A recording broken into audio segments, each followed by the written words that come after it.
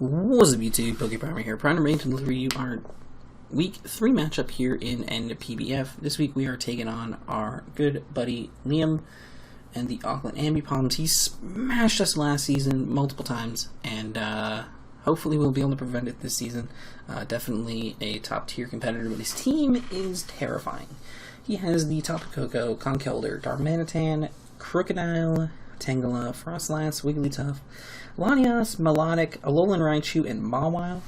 Obviously got the Koko Raichu combo with Conkeldurr to wall break, and Darmanitan to wall break, and Crocodile, which is a really big pain in the ass for my team. Tangela is kind of annoying to break through. It's going to be, we have the tools to do it, but it's still annoying. Lanias is always a threat. He did really well with it already this season. And then Melodic, he walled me out with last season, so I'm not looking forward to dealing with it again. In his hands, it's not very pleasant. But without further ado, let's just hop right into the team builder. Keep it as short and sweet this week. I'm actually recording this team builder after the battle, but as I tend to do my team builders, I try to record them as if I haven't played the game yet. So it kind of keeps the air of mystery about it. So, first up we have Professor X, the Galar Slowking, Regenerator, Shuckleberry, Future Sight, Scald, Sludge Bomb, Slag Off. I have the Shuckleberry specifically for the Crocodile. With the Shuckleberry and all of this defense investment, we're basically guaranteed to not take too much from either a knockoff or an earthquake, and we can Scald the Crocodile right back.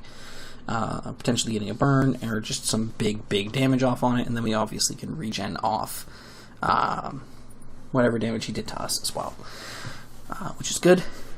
Future Sight, just because it's an incredibly annoying thing to just have out and about. I tend to forget about it a lot, and I hope that he forgets about it a couple times and we can nab a kill or two with it.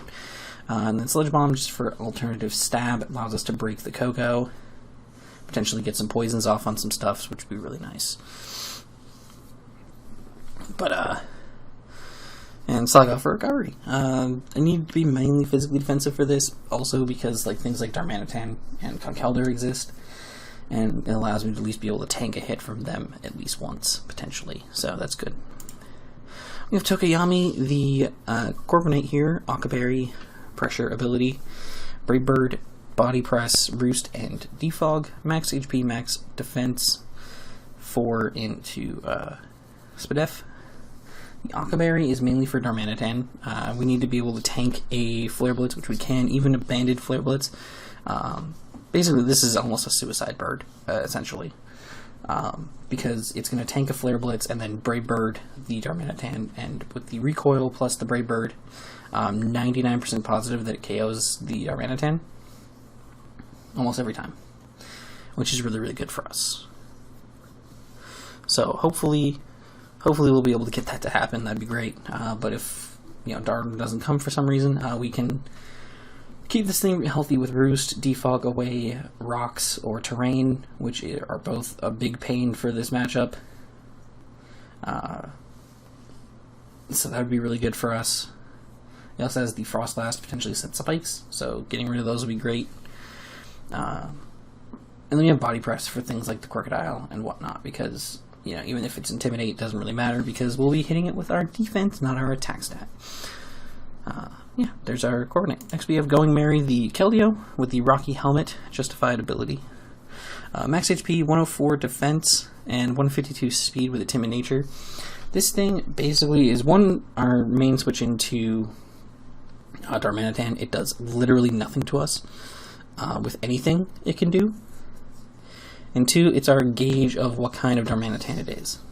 Okay, so if it's banded, he'll do over half with his Flare Blitz, but then we'll be able to outspeed him, smack him with a Scald, and KO him right away, or just flip turn out as he's forced out.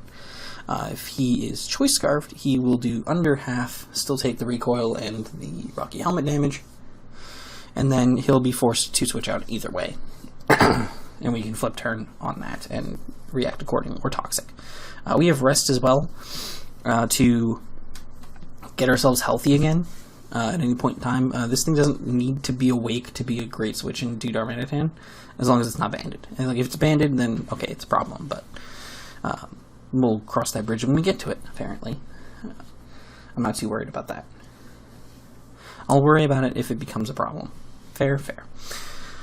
But that's our Keldeo. It's pretty much the best we could do with Keldeo for this week. And I knew I needed to bring Keldeo for Darm, but like it's sketchy because obviously like Koko and Raichu problems. Speaking of those two problems, we have Orochimaru the Sandaconda with the Rindoberry Shed Skin, Earthquake, Glare, Body Press, and Stealth Rock. Fully physically defensive, and then 4 and 2 SpDef.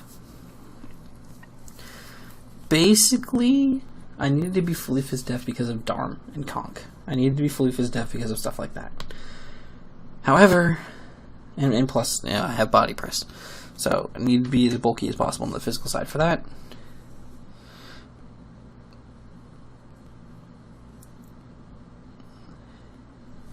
And, yeah, that's just where it is.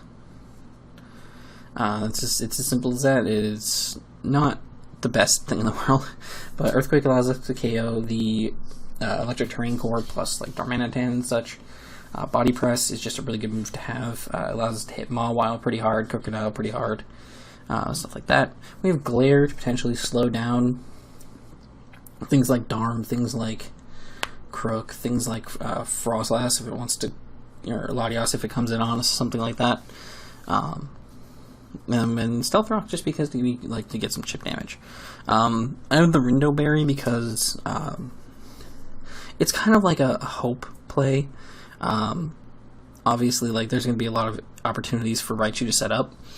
So I went with the Rindoberry because between both electric types, both of them have Grass Knot. So I have a feeling that like they're going to have Grass Knot.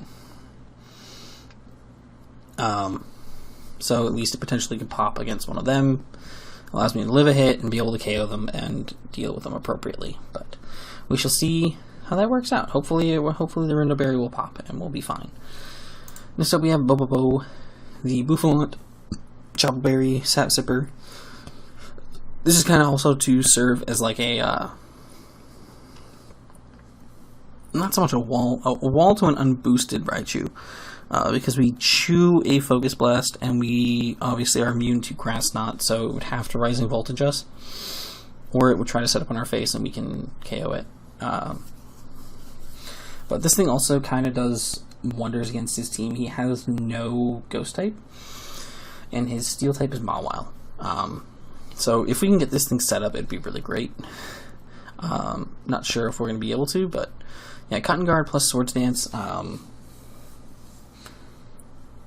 In hindsight, I probably could have brought a very different set than this, but it is what it is. We have enough speed to outpace the Melodic. We'd probably set up in its face, to be honest. Get some Cotton Guards up, get a Swords Dance up, and then if it burns us, we can blow it back with Facade, which would be really funny. And we can always rest up in front of a bunch of things, which would be great. And honestly, as long as we can get past the Raichu Koko combo, if this thing can get set up, it pretty much just wins the game. Obviously, if it brings Frostlass, that's a problem because we can't break through it, but even this set can break through Mawile. No problemo. Yeah, this is our Bouffant. Hopefully it can do some work. Last but not least, we have Kurama the Comfey, fully physically defensive once again. Draining Kiss, Aromatherapy, Toxic, and Synthesis. Draining Kiss simply because I need the priority. It's good for the Crocodile as well, and the Latios, so we can get that quick damage off whenever we need it. Definitely going to be important in this matchup, and with the Conkeldurr as well. Aromatherapy because I could very well see things like the Melodic firing off burns and whatnot. This will also be good for our 2 Restmons to be able to wake them up immediately. Synthesis to keep ourselves healthy, and then Toxic to hopefully wear down his team as fast as possible. That's pretty much the goal here. Yeah, but pretty straightforward team. Definitely a really tough matchup, so hopefully we don't get absolutely obliterated. Thank you guys for watching. Let's go ahead and hop right into the matchup. Alright, here is the battle. I'm doing it post-column this time, and that is entirely because, okay, so when the battle actually happened, and this is kind of almost a spoiler, I was checked out by turn 3. I was completely out of it, and so my commentary was very lackluster, and so I wanted to re-record it as a post-com so that you guys can have a proper discussion on the matchup and why I think it was why it was such a pain for me and why I was so agitated about it at the time. So this is our game against Liam and the Auckland Ambipoms. He brings the Darmanitan, Tapu Koko, Mawile, Alolan Raichu, Milotic, and the Latias. So let's just go ahead and watch this one, and you're going to see what happens. Alright, so he leads with the Tapu Koko. I lead with Sandaconda immediately, which works out great. Now, I'm thinking to myself, alright, he's going to U-turn out, right? Obviously, he's U-turning out. So I was thinking he would go into potentially either Milotic or the Latias, because obviously you would think an Earthquake's coming out. So I go for Glare here. He prepped this perfectly. He brought Air Balloon, Alolan Raichu, and yeah, obviously he's immune to Glare. So now I'm forced to use a turn to Body Press this thing to break the balloon, right? As he gets to go for a free Nasty Plot. The only saving grace I have here is if he has Grass Knot, and that's his way of hitting this. If he goes for Grass Knot here, I'm fine. I can Earthquake this, and I'm good.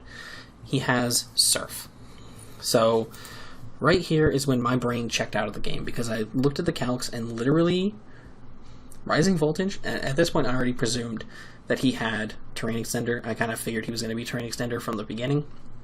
So you can see he'll have 5 more turns of Electric Terrain. So all he has to do is click Rising Voltage 1, 2, 3, 4, 5 times, and he wins this game. Turn 8 will be the last turn of this match, right? So I go Comfey. I need to get some chip damage on this thing, so I go for the Draining Kiss, and he goes for Rising Voltage and kills me. That's 1. He Volt Switches out on my Bouffalant, and right there I was like, okay, what's going on? Like, I know you kill me. Like, I ran some, maybe he just kind of was fearing like a really Spadef, like AV Bouffalant or something like that, and then obviously like I would potentially live the Rising Voltage. I don't think I lived Rising Voltage +2, even if I was like Super Spadef. I don't want to like run some of these calcs now, just to kind of see like, what the mindset was on his end. Raichu, Lola, Nasty Plot, no Life Orb, +2, Electric Terrain. Alright, so if I was Bouffalant, max HP, max Spadef, like Careful Nature, Assault Vest. Okay, so I could have lived if I was like fully Spadef, Assault Vest. Like fully Spadef, Assault Vest would live sort of comfortably. And the Earthquake would be able to kill him, so okay, I can kind of see that one there. But in the moment, obviously, like my brain was like, obviously Rising Voltage kills everything, so just kill me, get it over with, I just want to be done. So, yeah, that was kind of where I was at the time. So he goes into the Melodic, as I just went for a Facade. Obviously, unboosted Facade is not going to do anything. I go into Keldeo as he flip turns, and I'm just like, oh, of course he did. He gets the Rocky Helmet chip, and then he gets to go back into this thing. So I sack my Bouffalant here to the Rising Voltage. Now it's unboosted Rising Voltage, so that's good. I know I can live an unboosted Rising Voltage with the Slowking, which is great. So I get to go for a Sludge Bomb here. Does nothing to the Latias, but it gets the Poison, which is very, very crucial. So I'm going to switch out, get my regen, so I can keep this thing as healthy as I can, as he goes for the T-Bolt on my incoming Corviknight. Obviously, smart play. I roosted here. Hindsight, I probably could have just Brave Birded, but I didn't. He Flare Blitzes, does 57%, so I know he's banded. So I'm going to go ahead and Scald immediately as he goes into the Melodic. I'm going to Toxic this Melodic, just so I can get it Toxic, and so it's not a problem for me. I'm just going to Rust up here as he goes ahead for the flip turn, so he's going to take that Rocky Helmet chip once again. But now this gives him Koko, and this allows him to give the Raichu the Terrain again. So I can go out into my Slowking here as he goes into the Darmanitan. Again, he can just click Flare Blitz, No real issue for him. He just takes the recoil, takes the Rocky Helmet damage. Now, what's unfortunate here is I was like, oh, no, I need to wake up, but I didn't wake up, obviously. I knew I wasn't going to wake up.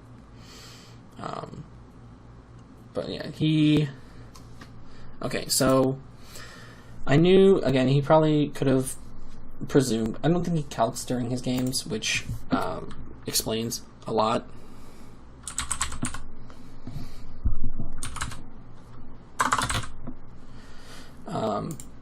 Because obviously he would have seen earlier when he volt switched my Slow King that I was like not super duper bulky, and like I only had like 20 SPDF, so Rising Voltage always KOs me, especially at +2. But again, he didn't know that apparently, so he ends up volt switching there again, and I was just kind of getting frustrated. I asked, like, why are you prolonging this? Like, you had this one 10 turns ago, dude. You had this game ages ago. What's going on? Because genuinely, it just kind of felt like it was a very demoralizing game. Like, it was incredibly demoralizing. Like, I genuinely was just sitting here like, what am I supposed to do? What am I really supposed to do in this situation? Like, how do I deal with this? This was a misplay. Switching into Corviknight like that and, like, losing my Akaberry. This is definitely a misplay. I could have just, like, I should have just stayed in. And not, like, worried about it, but it is what it is. Like, at that point, I just kind of, like, I was doing whatever I could to potentially get a kill on something. That was pretty much all I could do to just get a kill. He flip turns here as I go for the Roost. So that's what we're doing. I go into Slow King. Once again, he just goes for the T-Bolt. He's going to U-turn out now. I'm just going to go for the Slack Off, I believe. Yes. I Slack Off. I'm like, I had already resigned myself to a 6-0, so that's pretty much where I was at. Alright, so I'm going to Future Sight here as he switches out the Mawile. He recovers up. I'm just going to Sludge Bomb on the Melodic here. Going to keep Sludge Bombing this thing because I have no reason not to. He gets hit with the Future Sight and brings him down to like 50-ish%, and then the Toxic's starting to rack up. He flip turns out, which is fine. He's going to go into the Mawile, as I believe I set up another Future Sight. Goes into Darm here, and that's a turn that I regret. And I've regretted since. I slacked off predicting him to like knock off or something, but like him going hard Darm there was brilliant. Like it was utterly brilliant. If I had just clicked Scald or something against this Mawile, this thing died and something else would have had to come in and take the Future Set after this. But it forced me to sack my Corviknight, but he just U-turns, which is even worse for me. But now Coco takes the Future Sight attack, which is great. So I go for a Brave Bird here, and he actually goes into the Raichu, and I'm able to kill it with the Brave Bird, which is great. He goes into Coco, and I just Brave Bird it, get a little bit of damage off on it. I'm just kind of like, again, I've resigned myself to losing, so I didn't really care much about differential, but I was like, hey, I'll take whatever I can get. He turns out with Coco, as I'm just going to go, I think, straight for like a Future Sight. No, I slacked off. Okay. Just in case he T-bolted. He finally knocks off with the Mawile and gets rid of my Shuckerberry. Doesn't really matter at this point. But I do Scald to get the burn here, which is cool. Very cool. And he's just going to keep knocking, even though he's burned now. It doesn't really matter. He's getting off that little bit of chip damage percentage. I'm just going to slack off. I could have killed this thing at any point in time, but I kind of wanted to just let the burn take him out. Because it didn't really matter. I kill him with a Scald, and then Flare Blitz is going to be able to take me out, but he dies to the recoil. So what should have been a 6-0, 8 turns into the game, ended up being a 46-turn 3-0. Again, I don't think he calcs in his games, because if he did, he definitely knew that the match was over a long time ago. Unfortunately, it went this long. But but it is what it is. We pick up our first loss of the season to Liam, but it could have been a lot worse. Pretty much just nullifies our differential from like the first 2 weeks, so not too big of a deal. We'll be fine. We'll bounce back. Next week we take on Alex and the Greenwich Garatinas, so that's going to be a really fun game. I can't wait. I love Alex is one of our better players, and I really enjoy facing off with him, so that's going to be a lot of fun. So yeah, stay tuned for that. But until then, I'm PokePrimer, signing off. Peace.